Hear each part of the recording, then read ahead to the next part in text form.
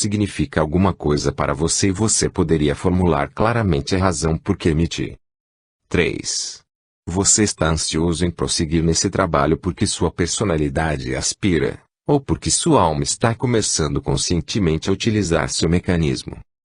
Em conexão com esta última questão, uma profunda análise se impõe e eu os conjuro a falar a verdade para si mesmos e assim claramente assegurar a verdadeira posição. Esta pergunta fica entre a alma do homem e ele mesmo. Gostaria de interpolar aqui umas poucas palavras relacionadas comigo.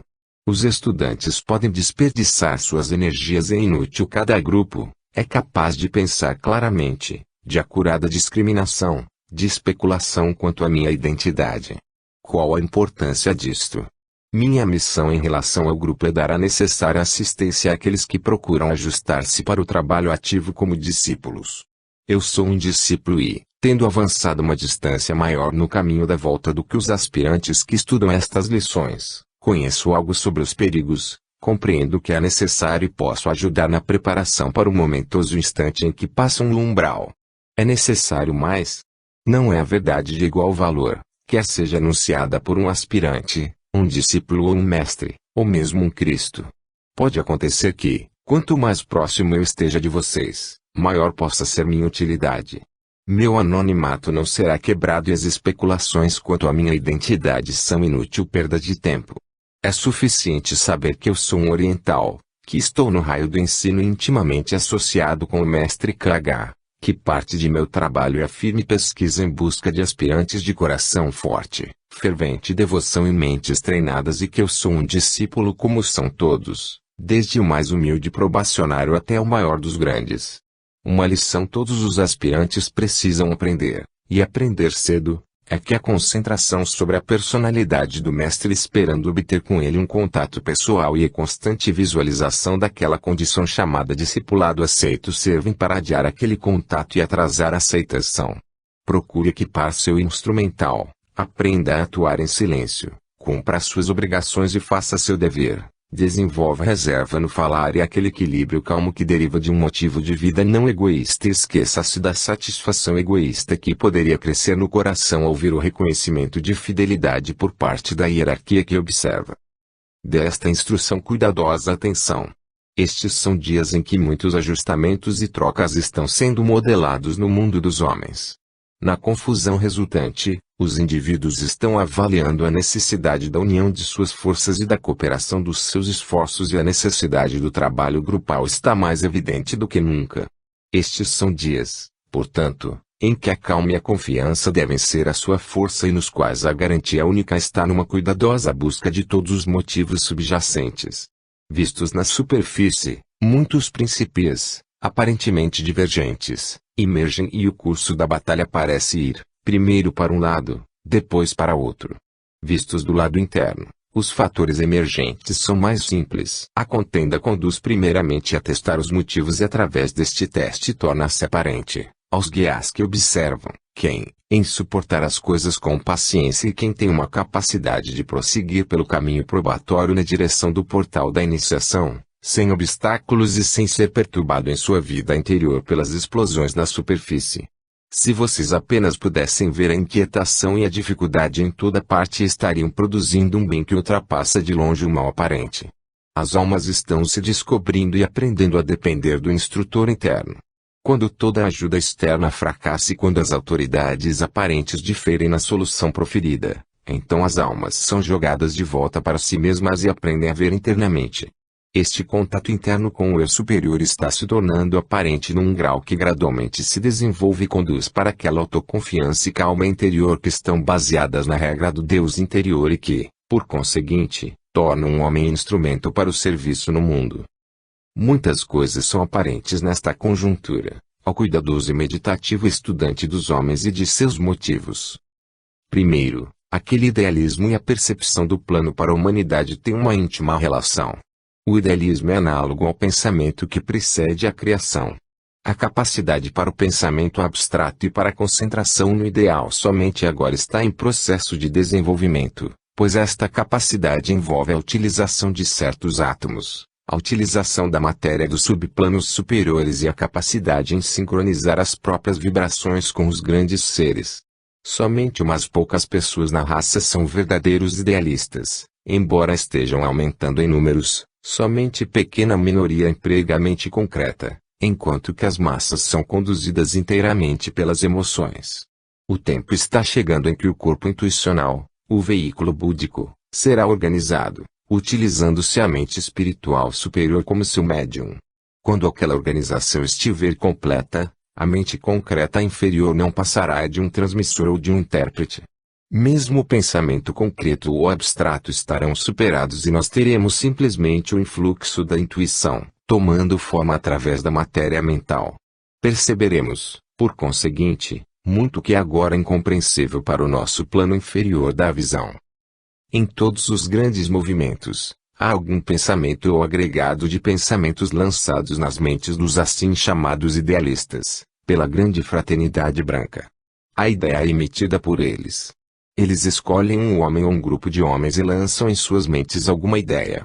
Lá, ela germina e é incorporada por eles em outros pensamentos, não tão puros ou tão sábios, mas necessariamente coloridos pela individualidade do pensador. Estas formas de pensamento são, por sua vez, recolhidas pelos pensadores concretos do mundo que, captando os contornos principais da ideia, cristalizam-na e a constroem numa forma mais definida, mais facilmente entendida pelo público em geral. A esta altura já terá alcançado os níveis inferiores do plano mental e um ulterior desenvolvimento se torna possível. Ela é então sentida como desejável por aqueles que estão focalizados no plano astral. Para eles tal forma de pensamento apela ao emocional, tornando-se opinião pública. Ela está agora praticamente pronta para tomar forma no plano físico e nós temos a adaptação prática de um ideal às necessidades da vida física. Ela já desceu muito, já perdeu muito de sua beleza original, não é tão pura e tão amorável quanto pela primeira vez concebida e se acha distorcida de sua forma original, mas está, contudo, mais adaptada ao uso popular e pode ser empregada como um degrau para coisas mais elevadas. Em segundo lugar, nesta sensibilidade do plano e sua posterior materialização, as unidades humanas estão envolvidas e os homens têm necessariamente que ser utilizados. Uma visão de tremendas possibilidades é dada e indicações são também fornecidas da maneira pela qual estas possibilidades podem tornar-se fatos, mas além disso os grandes seres não vão. O detalhe e o método de concretização do ideal e o trabalho necessários são deixados para os filhos dos homens. Ao discípulo que é um organizador e transmissor do plano compete o trabalho de completar os detalhes e empreender a necessária ação. Neste ponto, é prudente para ele recordar que ele fica, com seus pequenos planos, sob a mesma lei que os grandes seres em seus grandes empreendimentos e que é, em seus contatos com as pessoas e sua manipulação da equação humana, que surgem as dificuldades. As unidades de trabalho se distribuem em 3 grupos. A. Aqueles que podem perceber o plano e são comissionados para executá-lo. B. Aqueles que podem ser usados, mas são cegos para as tarefas maiores.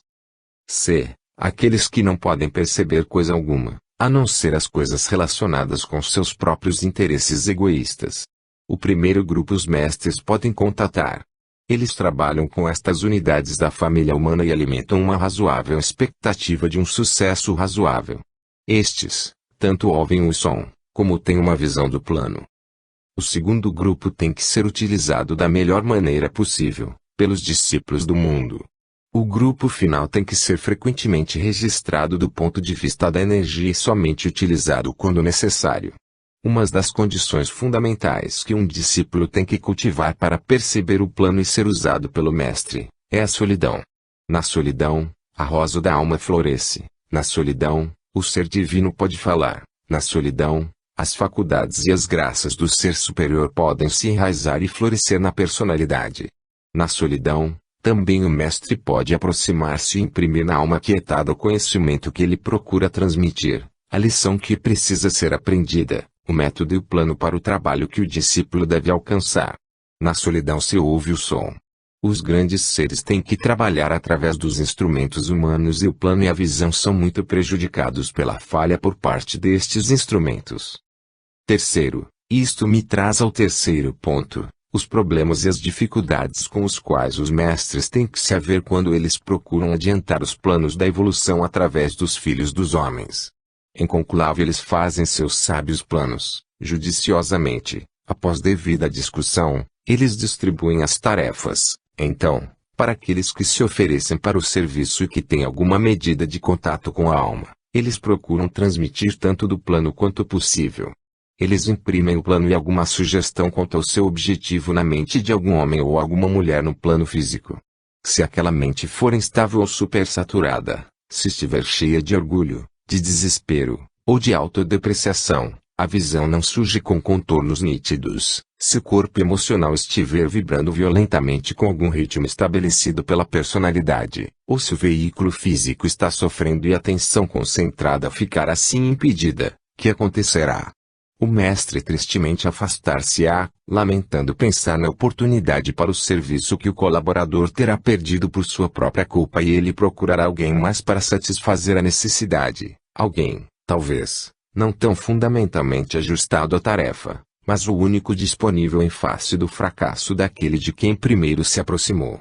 Poderia aqui incidentalmente interessar recordar os aspirantes ao serviço que muito do trabalho feito por muitos é o resultado do excesso de zelo e não execução do trabalho do mestre. Com sábia discriminação, ele distribui o trabalho e nunca põe sobre um ser humano mais do que ele pode adequadamente cumprir. Ele pode treinar, e treina, seu discípulo de forma que parece ao mundo que observa que ele realiza milagres. Mas não se esqueçam de que a vasta quantidade de trabalho realizadas por um discípulo útil somente se torna possível quando o controle de todos os seus três corpos é coordenado e seu alinhamento alcançado.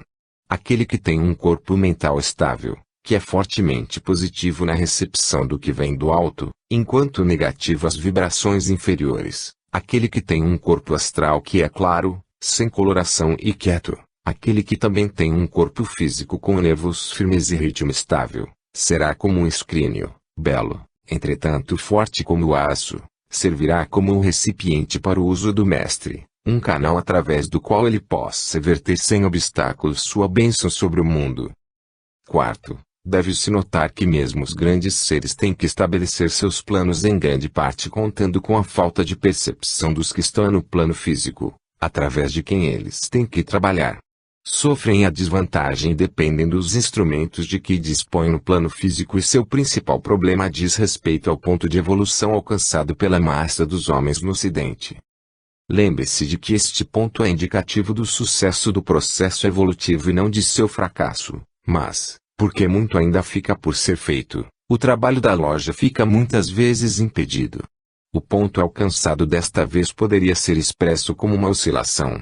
Desde o grosseiro materialismo do passado até uma conscientização crescente e profunda dos mundos invisíveis sem o equilíbrio que vem do conhecimento auto-adquirido. As forças que foram postas em movimento pelos pensadores, os cientistas do mundo, os homens religiosos verdadeiramente avançados, os espíritas, os cientistas cristãos, os trabalhadores do novo pensamento, os teosofistas e os filósofos modernos, estão gradual e firmemente afetando os corpos mais sutis da humanidade e os estão trazendo para um ponto onde eles estão começando a se conscientizar de três coisas. A realidade dos mundos invisíveis. B. O terrível poder do pensamento. C. A necessidade de um conhecimento científico nestes dois assuntos.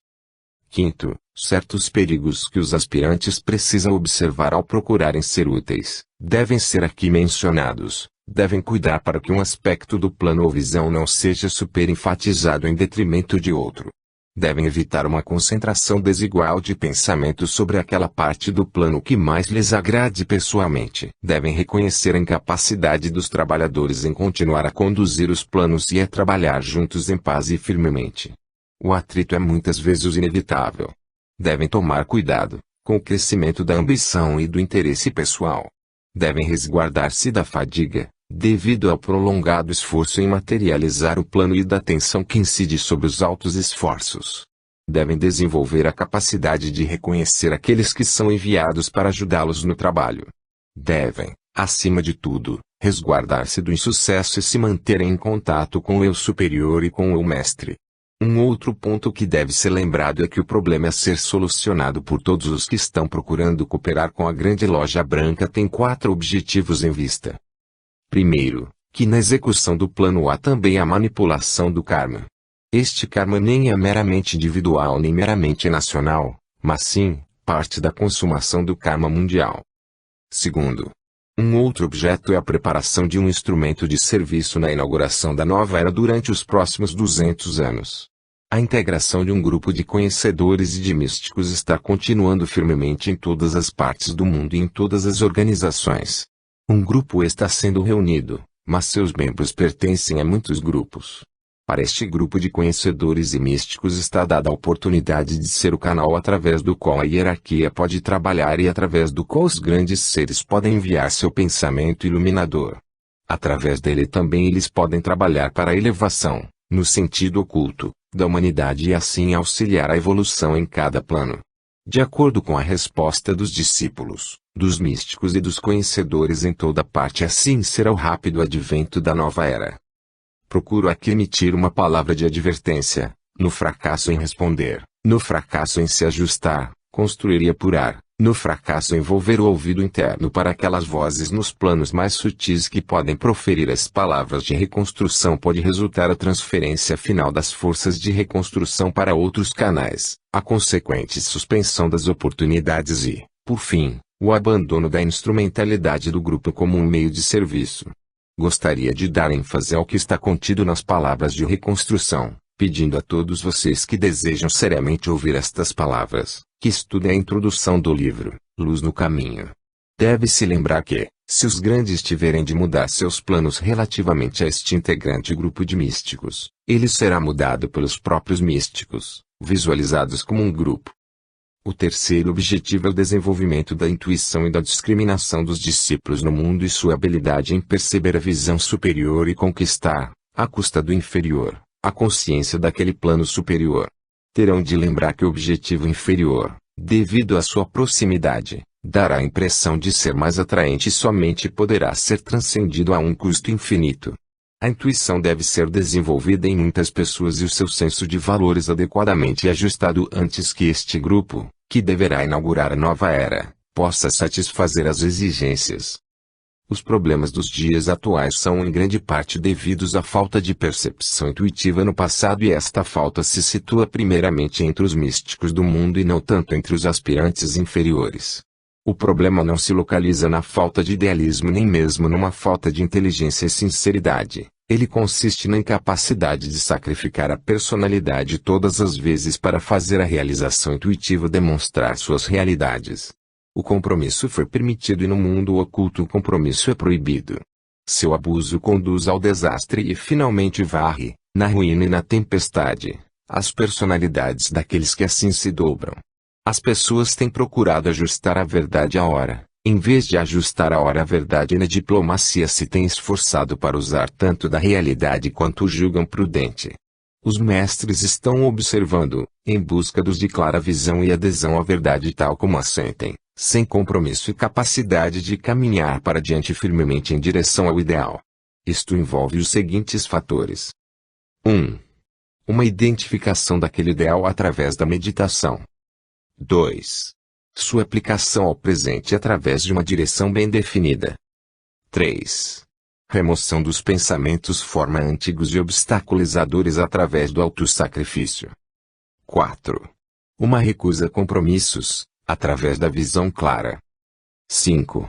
Uma discriminação que sempre permita ao discípulo distinguir entre os atos de um indivíduo e o próprio indivíduo. 6. A conscientização de que, no trabalho oculto, não é permitido interferir com o karma pessoal mais do que é permitido para abrigar-se das consequências da ação.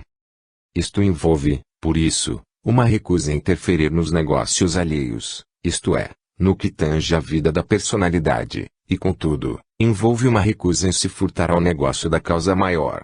É essencial que os trabalhadores aprendam a discriminar entre os fatores que favorecem a liberdade pessoal e aqueles que militam contra a liberdade do grupo. O quarto resultado a ser conquistado pela presente oportunidade em trabalhar a introduzir o novo ciclo e o novo grupo de participantes. Os trabalhadores na nova era são escolhidos dentre todos os grupos e o teste de sua escolha depende grandemente da medida de impessoalidade com que eles trabalham e a força do seu contato interno com a alma. Não é fácil para nenhum de vocês, por isso, mergulhados como estão na fumaça e no rugir da batalha, julgar os resultados com apuro ou julgar as pessoas com perfeita propriedade. É preciso lidar com estas coisas nos planos internos e elas são registradas pelos guias da raça que observam. Gostaria aqui de assinalar sumariamente algumas das coisas pelas quais os grandes seres procuram.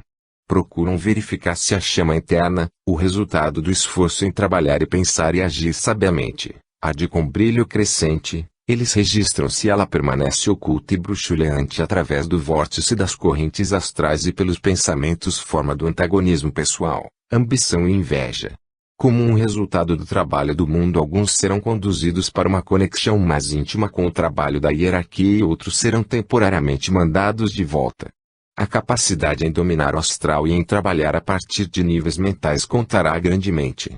Eles procuram ver quem pode lutar e disputar por um princípio com personalidades e, entretanto, manter o elo do amor intacto. Isto conta talvez mais do que os homens possam avaliar em um homem que pode sustentar um princípio e, entretanto, amar todos os seres humanos, recusando o compromisso e, no entanto, recusando o ódio, tem algo raro para oferecer nestes dias e os grandes seres podem utilizá-lo. Cuidem, portanto, todos vocês que trabalham, que, com clara visão, propósito honrado e uma ação firme sem desvios, vocês fujam para diante.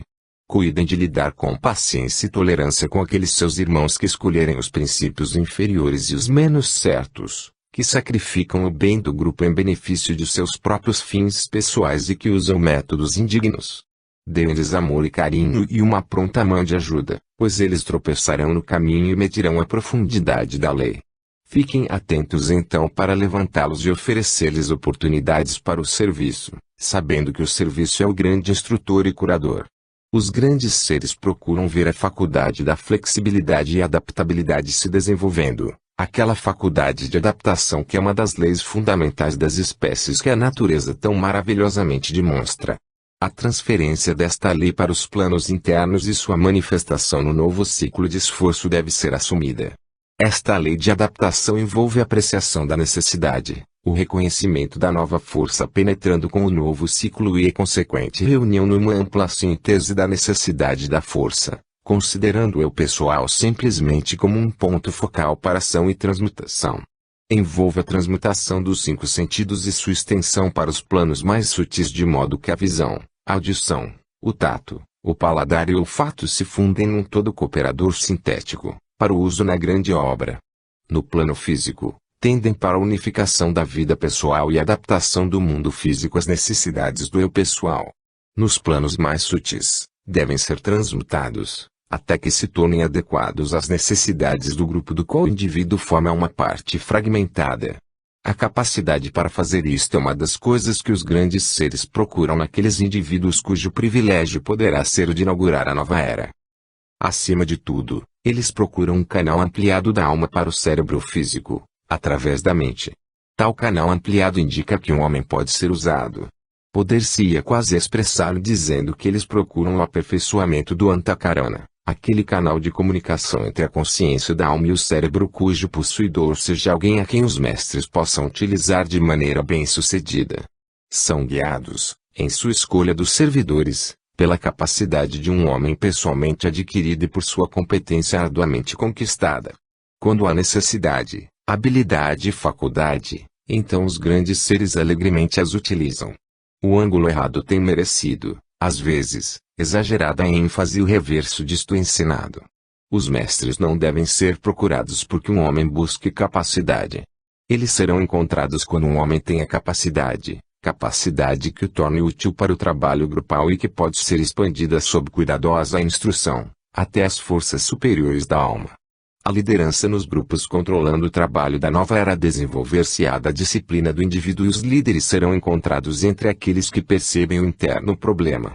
A liderança durável não vem para aqueles que aspiram a posição e poder nem para aqueles que têm seus olhos somente nas condições externas e desprezam as causas subjacentes.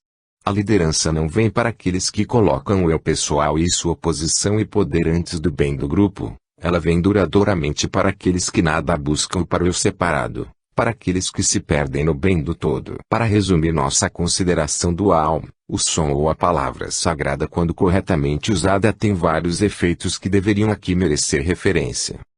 O on emitido, escudado no pensamento dirigido, age como um perturbador, um afrouxador da matéria grosseira do corpo do pensamento, da emoção e do corpo físico. Quando emitido com intensa aspiração espiritual, age como um meio atrativo e reúne partículas de matéria pura para preencher os espaços daquelas previamente expelidas. Os estudantes deveriam esforçar-se para ter estas duas atividades em suas mentes ao usar a palavra em sua meditação. Esta utilização da palavra é de valor prático e resulta na construção de bons corpos para o uso da alma. O uso do on serve também para indicar aos trabalhadores nos planos universais e aos que, no mundo exterior, são dotados com a percepção espiritual, que um discípulo está disponível para o trabalho e pode ser utilizado ativamente nos lugares da terra onde sejam necessários. Isto deve ser conservado na mente por todos os aspirantes e deve servir como um incentivo para fazer a vida fenomênica exterior coincidir com o impulso espiritual. O uso da palavra sagrada tem seu lugar também no trabalho mágico da hierarquia. Os pensamentos formas são criados para a corporificação das ideias e estas formas incorporadas são enviadas para estabelecer contato com as mentes dos discípulos que são responsáveis, no grupo de um mestre, pelo desenvolvimento do plano. Através da receptividade cultivada do corpo mental desenvolvido e controlado, os aspirantes se tornam conscientes das ideias que os mestres atraem do plano da mente universal e, daí, ficam em posição para cooperar inteligentemente. Eles, por sua vez, como esta regra parece indicar, criam formas de pensamento daquelas ideias recebidas e as utilizam em seus graus para ajudar ao mundo. O principal trabalho de um discípulo no plano mental é treinar-se para fazer 4 coisas. 1. Ser receptivo à mente do mestre. 2. Cultivar uma compreensão intuitiva correta dos pensamentos enviados a ele pelo mestre. 3. Incorporar as ideias recebidas de tal forma que se adaptem àqueles a que ele está empenhando em ajudar. 4. Através do som, da luz e da vibração, fazer seu pensamento formativo, incorporando tanto do pensamento universal quanto desejável, de modo que outras mentes possam contatá-lo. Assim os grupos são reunidos, organizados, ensinados e elevados, e assim a hierarquia de adeptos pode alcançar o mundo. Há muitos outros usos, naturalmente, mas se os estudantes refletirem sobre estes 3, será possível abrir o caminho para posteriores usos. Permitam que eu acrescente, que o som somente será verdadeiramente potente quando o discípulo tiver aprendido a subordinar os sons menores.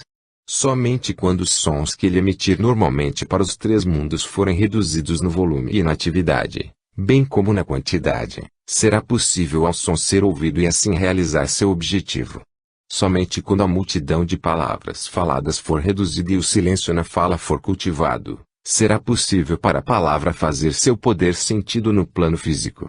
Somente quando as muitas vozes da natureza inferior e de nosso ambiente forem silenciadas, a voz que fala no silêncio fará sentir sua presença.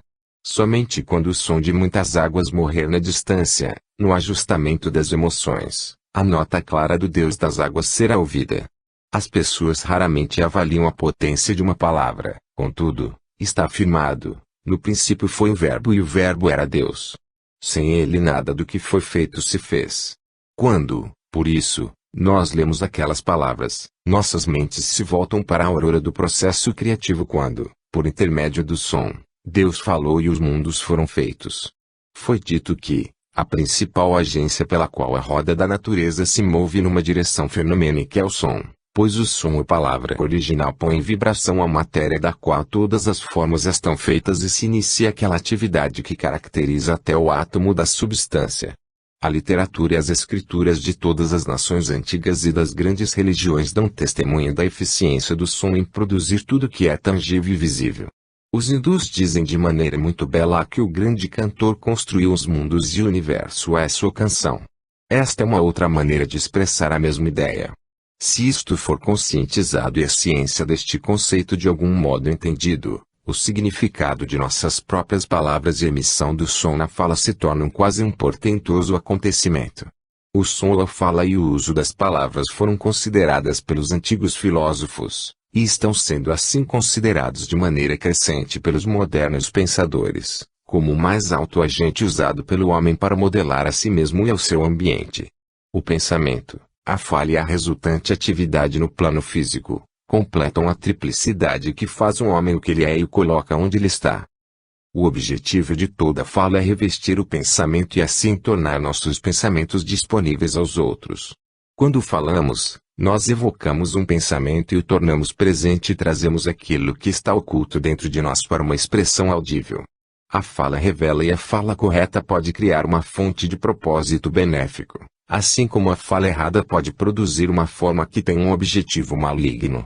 Sem conscientizar isto, todavia, incessante e irresponsavelmente, dia após dia, nós falamos, nós usamos palavras, nós multiplicamos os sons, e nos cercamos com mundos de forma de nossa própria criação. Não seria essencial, portanto, que antes de falarmos deveríamos pensar, assim lembrando da injunção, é preciso alcançar o conhecimento, antes que você possa chegar à fala. Tendo o pensamento, escolhamos então as palavras certas para expressar o pensamento certo, tentando dar a pronúncia correta, os valores próprios e a verdadeira qualidade tonal a cada palavra que pronunciemos. Então nossa palavra falada criará um pensamento forma que incorporará a ideia que tivermos em nossas mentes. Então, também, nossas palavras não conduzirão nenhuma discórdia, mas acrescentarão sua cota àquele grande acorde harmonizador ou palavra unificadora que é a função da humanidade pronunciar, finalmente. A palavra errada separa e é interessante ter em mente que a palavra, o símbolo da unidade, é divina, enquanto que a linguagem, em suas muitas diversificações é humana.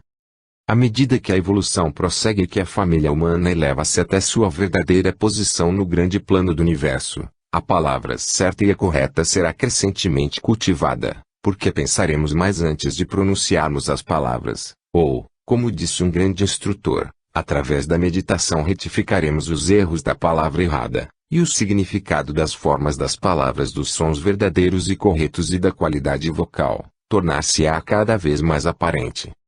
A segunda palavra de importância nesta quarta regra é a palavra luz. Primeiro o som e depois o primeiro efeito do som, o jorrar da luz causando a revelação do pensamento forma. A luz é conhecida pelo que é revelado. A ausência de luz produz o progressivo apagamento, na aparente não existência, do mundo dos fenômenos. O pensamento forma criado pelo som é destinado a ser uma fonte de revelação. Ele deve revelar a verdade e trazer um aspecto da realidade à cognição do observador. Daí, a segunda qualidade do pensamento forma em seu mais elevado uso ser, que ele traz luz àqueles que o necessitam, àqueles que caminham nas trevas. Não estou aqui lidando com a luz como alma, cósmica ou individualmente. Não abordo a luz como segundo aspecto universal da divindade. Procuro apenas nestas instruções lidar com aquele aspecto da verdade que tornará o aspirante um trabalhador prático e assim capacitá-lo a trabalhar com inteligência. Sua principal tarefa, e ele cada vez mais verificará isso, é criar pensamentos forma para levar a revelação aos pensantes seres humanos. Para fazer isto ele precisa trabalhar ocultamente e através do som de seu trabalho exalado, através da verdade revelada na forma, ele conduzir a luz e a iluminação até os lugares trevosos da terra.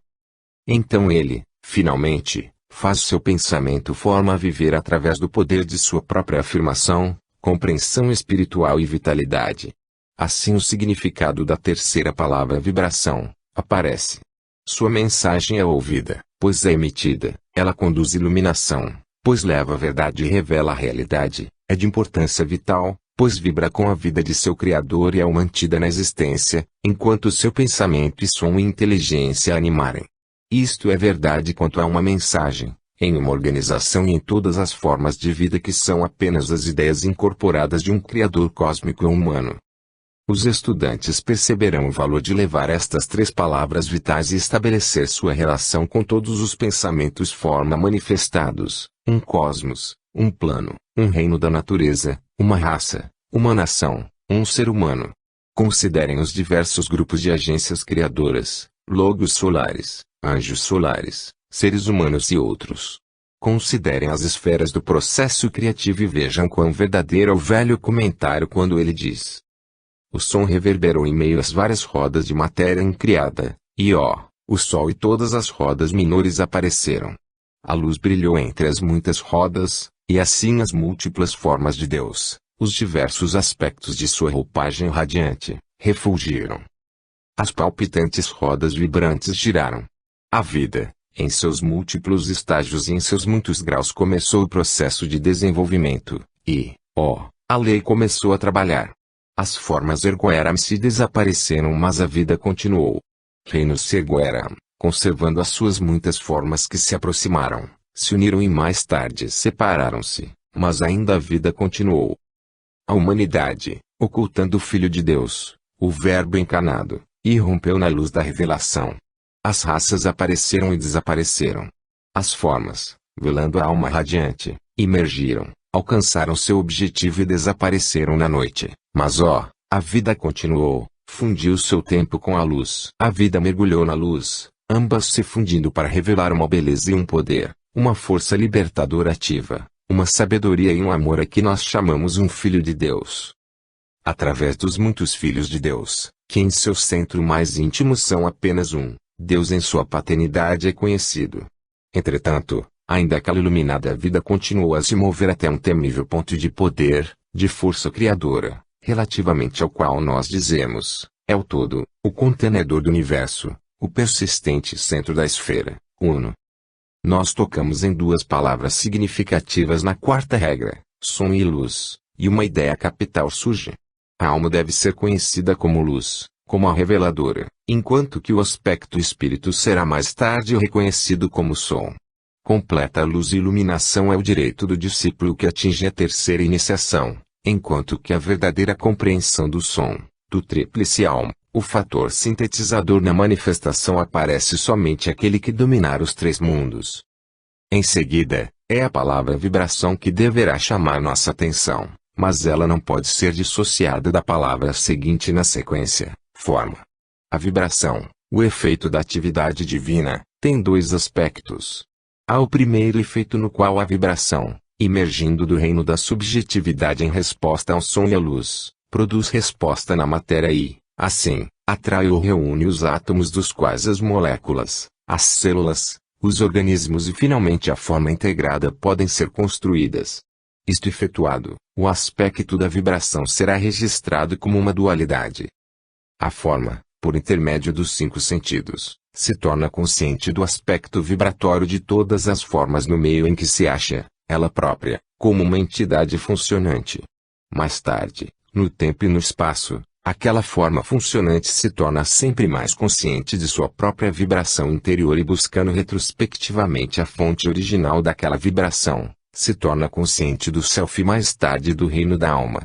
A humanidade como um todo tem consciência de seu meio ambiente e, através da informação fornecida pelos sentidos da visão, da audição, do tato, do paladar e do olfato, o mundo fenomênico, a vestimenta externa de Deus, é conhecido e a comunicação entre a alma e o que nós chamamos o mundo natural se estabelece. Na medida em que a mente se torna adequada e sintetiza este conhecimento, o morador na forma atravessa os seguintes estágios. 1. A vibração é registrada e o meio ambiente tem seu efeito sobre a forma. 2. Este efeito é notado, mas não compreendido. O homem, sob o lento e firme impacto de seu efeito vibratório, lentamente desperta para a consciência. 3. O meio ambiente começa a interessar o homem e ele o considera desejável. Firmemente, a atração dos três mundos cresce e mantém o homem em reiterada encarnação. A palavra reiterada é literalmente mais academicamente correta do que a palavra repetida. Cada um de nós é realmente uma reiterada palavra, soando no tempo e no espaço. 4.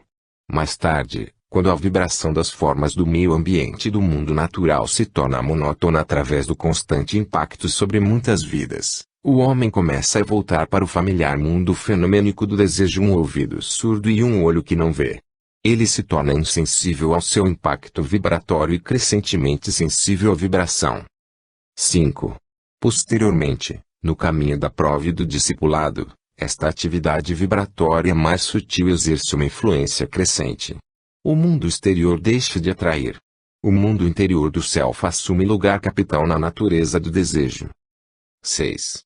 Pouco a pouco, usando a linguagem da psicologia moderna, de dentro da forma exterior, que é o aparelho de resposta para o processo de se tornar consciente do mundo dos fenômenos. O discípulo constrói um aparelho de resposta novo e mais sutil, pelo qual os mundos subjetivos podem ser conhecidos.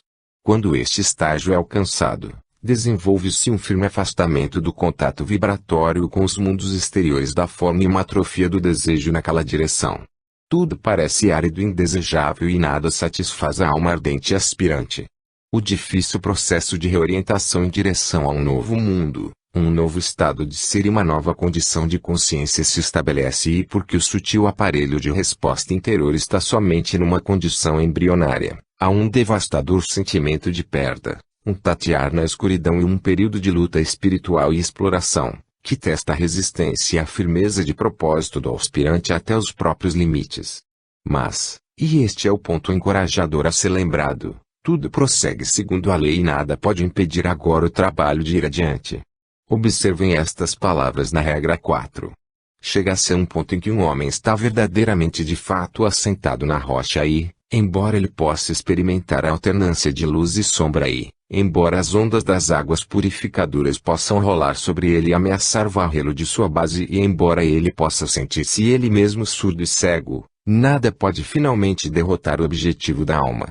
Tudo que está faltando é o corpo espiritual desenvolvido, que está equipado para responder à vibração do mundo espiritual interno. Ele existe em embrião e o segredo de seu uso está na atitude do cérebro em relação às funções do corpo etérico, uma vez que ele existe como um intermediário entre o cérebro, o sistema nervoso e a mente, ou entre a alma, a mente e o cérebro. Isto não pode ser desenvolvido aqui, mas a pista pode ser dada para a reflexão do aspirante arguto. Nós temos, por conseguinte, lidado com as seguintes etapas na regra 4, as quais foram assinaladas com clareza, contudo, com aquela parcimônia de palavras que distingue todos os escritos ocultistas e simbólicos. 1. A integração da forma, como resultado da atividade da alma, através do uso do som, da luz e da vibração. 2. O desenvolvimento de um aparelho de resposta para uso no mundo fenomênico. 3. O eventual afastamento do mundo fenomênico, como resultado do uso e constante saciedade e uso gradual do aparelho de resposta mais sutil. 4. O aparelho de resposta da alma-mente, corpo etérico, cérebro e sistema nervoso, é reorientado e o homem se torna consciente do reino da alma, um outro reino da natureza. 5. O afastamento do reino do mundo em favor do reino da alma se torna um hábito esotérico e neste pensamento se acha oculto o segredo da psicologia esotérica. O homem se acha estabilizado na vida espiritual. Nada pode agora impedir. A ciência da respiração. Agora nós chegamos às palavras significativas na regra 4. O homem respira profundamente. Esta é uma sentença cobrindo muitos aspectos da vida rítmica. É a fórmula mágica para a ciência do pranayama. Ela cobre a arte da vida criativa. Ela faz o homem sintonizar com a vida pulsante do próprio Deus e isto através do desapego e da reorientação. Ela é extremamente interessante como uma demonstração da maneira sucinta e inclusiva de frases ocultas como na regra 4. A arte da respiração é discutida em 3 fases e a estas eu recomendo a cada um de vocês a mais cuidadosa consideração. Há primeiramente o aspecto da inalação. O homem inspira profundamente. Das próprias profundezas de seu ser ele busca o alento. No processo da vida fenomênica, ele busca o próprio alento da vida da alma. Este é o primeiro estágio. No processo de se desapegar da vida fenomênica, ele busca das profundezas de seu ser e das experiências da vida, que ela possa ser encaminhada novamente de volta para a fonte de onde ela veio. Na vida oculta do discípulo, à medida que ele desenvolve um uso novo e mais sutil de seu aparelho de resposta, ele pratica a ciência da respiração e descobre que através da inspiração profunda, incluindo os 3 estágios da respiração profunda, média e alta, ele pode pôr em atividade, no mundo das experiências esotéricas, seu corpo vital com seus centros de força. Assim, os 3 aspectos da inspiração profunda cobrem a inteira experiência da alma e a relação com os 3 tipos de respiração, acima assinalados, pode ser estabelecida pelo aspirante interessado. Em seguida nós lemos, ele concentra suas forças. Aqui nós temos o estágio indicado que pode ser chamado retenção do alento. É uma sustentação de todas as forças da vida firmemente, no lugar do silêncio, e quando isto pode ser feito com facilidade e com esquecimento do processo através da familiaridade da experiência, então o homem pode ver e ouvir e conhecer num reino diferente do mundo dos fenômenos. No sentido superior, este é o estágio da contemplação, essa calma entre duas atividades, como tão bem tem sido chamada. A alma, a respiração, a vida retirou-se dos três mundos e no lugar secreto do Altíssimo está em repouso e em paz, contemplando a beatífica visão. Na vida do discípulo ativo, ela produz aqueles interlúdios que todo discípulo conhece, quando, através do desapego e da capacidade de retirar-se, nada o conserva no mundo da forma. Como ele está apenas lutando pela perfeição e ainda não atingiu, estes interlúdios de silêncio, retiro e de desapegos são frequentemente difíceis e sombrios. Tudo é silêncio e ele permanece atemorizado pelo desconhecido e pela calma aparentemente vazia na qual ele se encontra. Isto é chamado, em casos avançados, a escura noite da alma, o momento antes da aurora, a hora antes da luz irromper. Na ciência de pranayama é o momento seguinte à inalação, quando todas as forças do corpo foram, por intermédio da respiração, levadas para o alto, para a cabeça e ali concentradas, previamente ao estágio de expiração. Este momento de retenção, quando propriamente executado, produz um interlúdio de intensa concentração e é neste momento que o aspirante deve agarrar a oportunidade. Aqui está uma pista. Depois vem o processo da expiração. Nós temos na regra 4 ele afasta de si o pensamento forma. Este é sempre o resultado do estágio final da ciência da respiração. A forma, vitalizada por quem respira no ritmo correto, é enviada para fazer seu trabalho e cumprir sua missão. Estudem esta ideia com carinho, pois ela contém o segredo do trabalho criativo. Na experiência da alma, a forma para manifestação nos três mundos é criada através da meditação intensa, que é sempre a atividade paralela da respiração.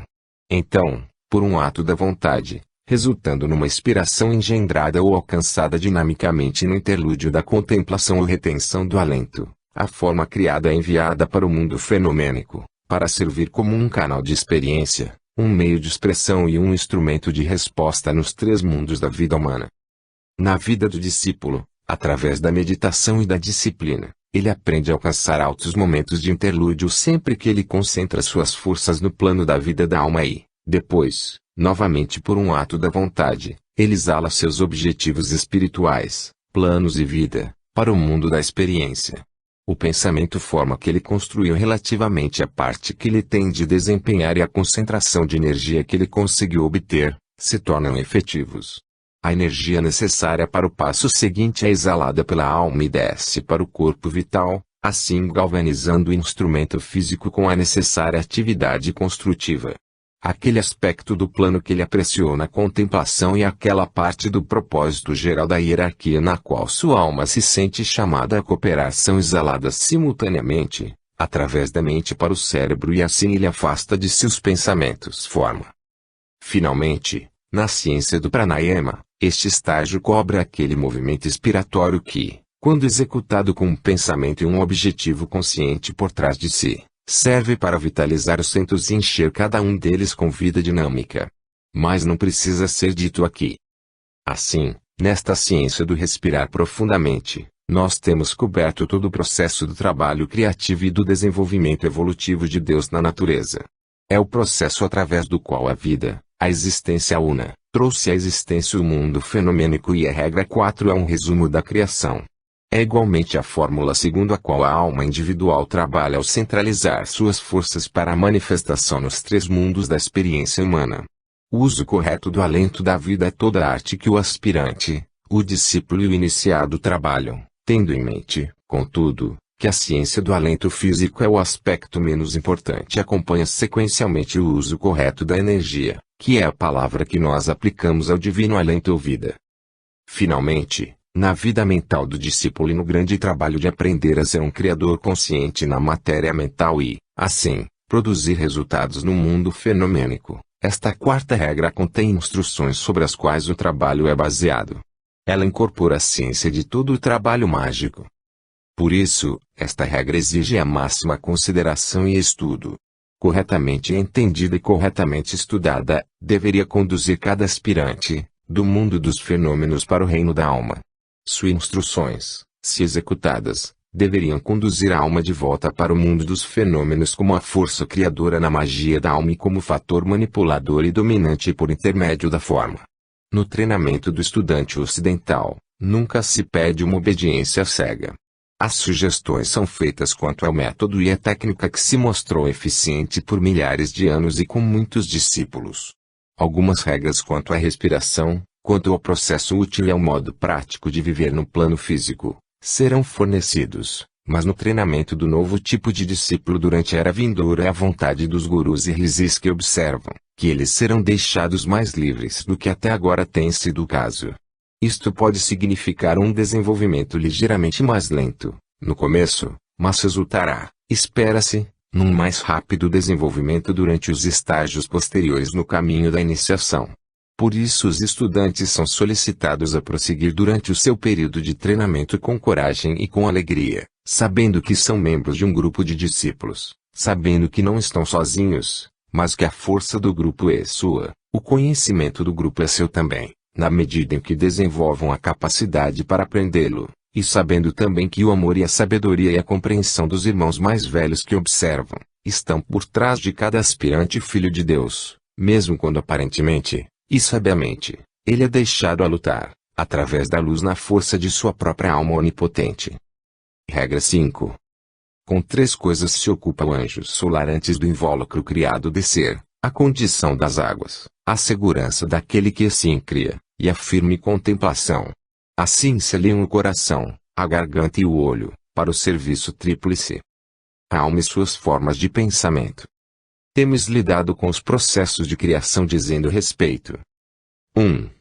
Ao criador de um sistema solar ou de um esquema planetário. 2. Ao ego, quando este cria seu corpo de manifestação. Deve ser aqui lembrado que a família humana inteira foi trazida à manifestação por um grupo paralelo de egos. 3. Ao homem, quando este cria as formas de pensamento pelos quais se expressa, através dos quais ele trabalha e pelas quais está cercado. Dever-se-ia, também, ter presente em mente que este trabalho criativo definido somente é possível aos que funcionam em níveis mentais, os pensadores do mundo e os discípulos dos mestres. Em cada caso, como vimos, a forma objetiva resultou da meditação por parte da agência criadora, da resposta do material sobre o qual agiu a força gerada na meditação, assim produzindo a construção da forma e de sua utilização através do som. Isto é seguido pela fase na qual a forma é vista objetivamente e se torna uma vibrante entidade viva. Assim é o Verbo feito carne e assim todas as formas, universos, homens e pensamentos animados, vêm à existência. Esta quinta regra toca em 3 fatores que chamam a atenção do agente criador, antes que a forma física emerja à vista no plano exterior. Estes 3 são: 1. A condição das águas. 2. A segurança daquele que se cria. 3. A firme contemplação. Nós lidaremos brevemente com estes 3 e, então, consideraremos os 3 fatores que o discípulo necessita relacionar, se ele de fato pretende tornar-se um cooperador ativo e potente da hierarquia. Estes são o olho, o coração e a garganta. A interpretação e o significado destas regras podem ser desenvolvidos segundo inúmeras linhas. Para nossos fins, serão seguidos aqueles relacionados com o discípulo e seu trabalho e lidarão com seu treino no trabalho mágico do ego, uma vez aquele ego ocupe e empregue uma forma física. Estes ensinamentos propõem-se a serem práticos, darão ênfase ao treinamento e à disciplina do discípulo e, espalhadas por toda parte, serão achadas aquelas pistas e sugestões esotéricas que, quando seguidas, conduzirão o aspirante a experimentar e à experiência da verdade. Aqueles que não forem verdadeiros aspirantes não conseguirão reconhecer as pistas e assim serão preservados do perigo de prematura experiência.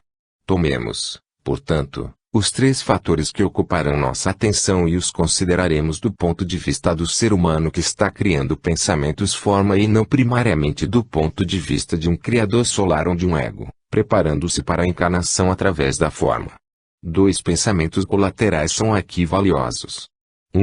É que o processo de criação dos pensamentos forma é a parte do trabalho feito por todo aspirante em seu processo diário de meditação.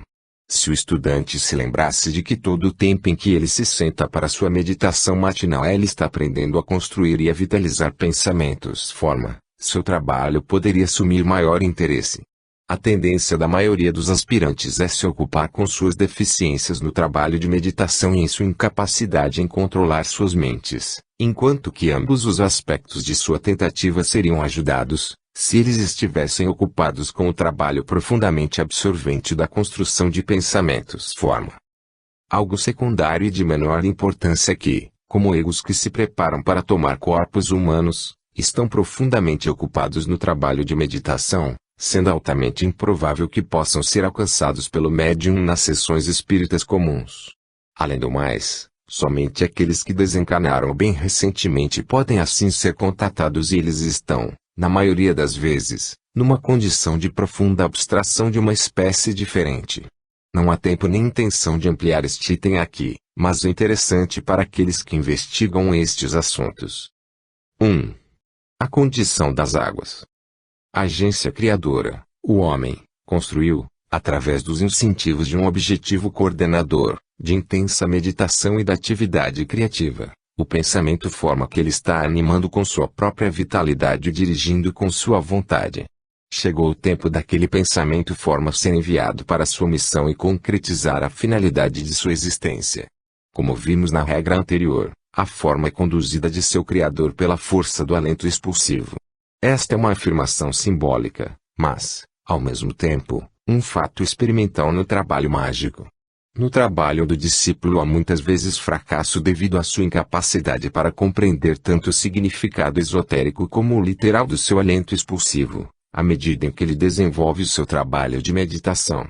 Este alento expulsivo é o resultado de um período precedente de respiração rítmica, posto em paralelo com o trabalho de meditação concentrada. Depois uma definida focalização da atenção e da respiração, enquanto o objetivo da forma criada é mentalmente definido e, finalmente, a vitalização do pensamento forma, por seu criador e sua consequente energização numa vida e atividades independentes.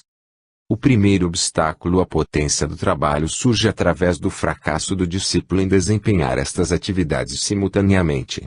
A segunda causa de fracasso está em sua negligência em levar em consideração a condição das águas ou o estado da substância emocional no qual esta forma mental deve penetrar e, assim, atrair para si a substância do plano astral que a capacitará a se tornar uma entidade funcionante naquele plano. Se não puder fazer isto, ela simples e finalmente se torna uma forma morta no plano da mente, pois faltar-lhe-á aquela força motivadora do desejo que é necessária para torná-la realizada no plano físico.